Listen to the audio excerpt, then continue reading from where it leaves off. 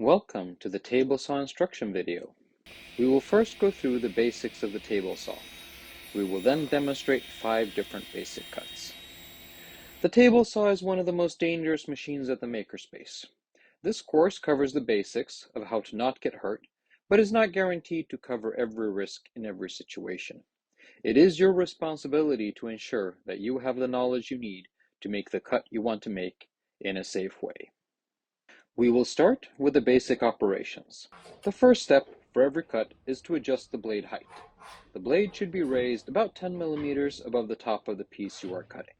Use the handle on the front of the table saw to raise the blade. Be aware that the handle is removable. For some cuts, you want to have the blade at an angle. In order to make such an angled cut, move the removable handle to the side of the table saw and turn it to angle the blade.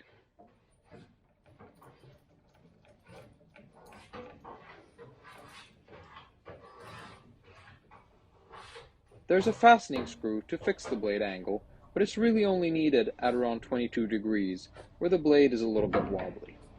To reset the blade to 90 degrees, simply turn the handle back until you hit the stop, which is close enough to 90 degrees. Always turn on the chip evacuator before starting the table saw. Then, turn it back off again when you are done with your cut. When you stop the table saw, you will hear a buzzing of the brake for a few seconds after the blade has stopped. The on-off switch is a bit hard to see and reach, and there's a sharp edge above it. Learn where it is before starting to use the table saw.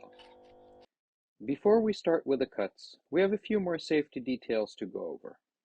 Do not use any blade other than those provided by the Makerspace, as a saw uses custom blades because it has a motor brake. Never ever remove the riving knife behind the blade. It is the most important safety feature. Never make a cut without using any form of support. Your hands will wobble, the blade will pinch, and something will probably come flying. And we want to remind you that gloves, long hair, and any item of clothing that can move away from your body risks getting caught in the blade and pulling you in. When you are done, put the blade away to protect both the blade and your hands. We will start with lengthwise cuts of wide sheets. Start by adjusting the parallel fence to the width you want. Keep both hands and your body on the same side of the blade where the widest part of the piece will be after the cut.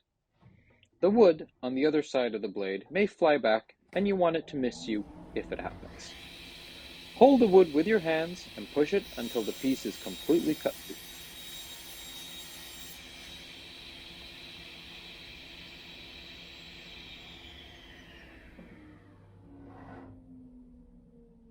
Do not remove the parallel fence from the table saw completely. It can be pushed far enough to the side for any normal use. Now we will look at a regular lengthwise cut.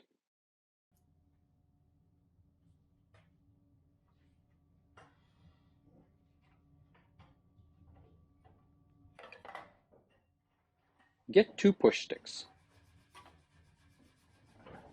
Place one on the table and use the other to hold the piece of wood down and towards the fence in front of the blade.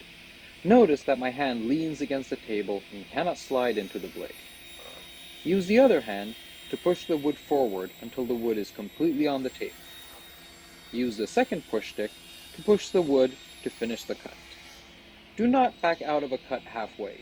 Either finish the cut or hold still and turn off the table saw. You can also cut very thin pieces on the table saw. For these very thin pieces, flip the parallel fence on its side to become very low.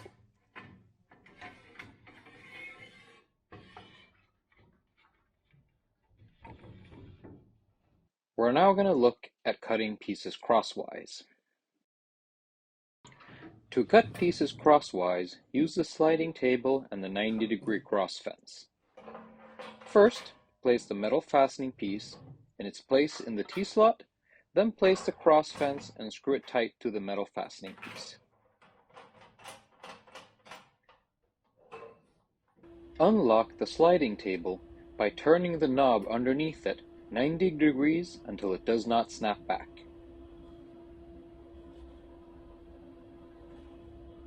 To lock the table again, turn the knob back until it snaps back all the way in.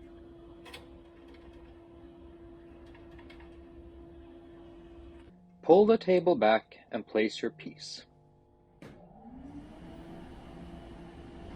Stand right up against the sliding table and push the piece down against the table with your hands. As long as your hands are about 10 centimeters from the blade, you are safe. If you hold further away, you will not be strong enough to keep the piece down and the piece can come flying. When using the sliding table, walk with it. Do not stand still and lean forward. The cross fence has a stop to make pieces of the same length.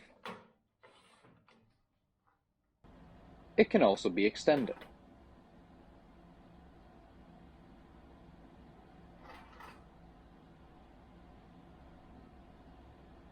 With care, you can use the parallel fence as a length guide. When doing this, pull it back so it does not cover the blade. If it covers the blade, pieces can jam and come flying.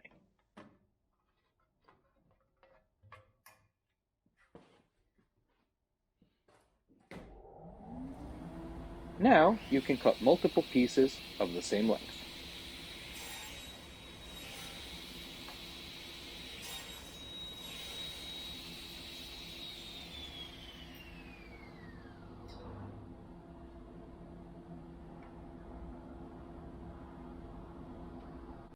Thank you for watching.